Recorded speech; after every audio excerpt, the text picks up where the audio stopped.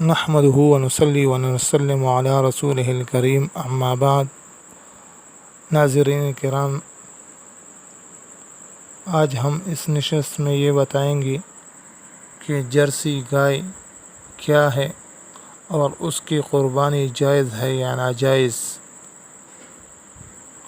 ناظرین کرام، جرسی گائے کی پیدائش فطری طریقہ میں نر و مادہ کی اختلاط اور صحبت سے نہیں ہوتی، بلکہ گائے پر جب شہوت کا غلبہ ہوتا ہے اور اسے نر کی ضرورت پیش آتی ہے، جیسے ماہر لوگ سمجھ لیتے ہیں، اس وقت انجیکشن کے ذریعے ولادتی بیل کا نطفہ اس کے رحم میں پہنچا دیا جاتا ہے۔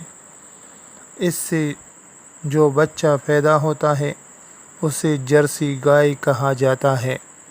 عام گایوں کی طرح اس کی پشت پر کوہان کی طرح ابھار نہیں ہوتا، چونکہ ولادتی بیل کا نطفہ انجیکشن کے ذریعے گائے کے رحم میں پہنچا دیا جاتا ہے اور اس سے بچہ کی ولادت ہوتی ہے تو اسے گائے کا بچہ کہا جائے گا اور اس کا کھانا حلال ہوگا اور قربانی کرنے سے قربانی بھی جائز ہوگی۔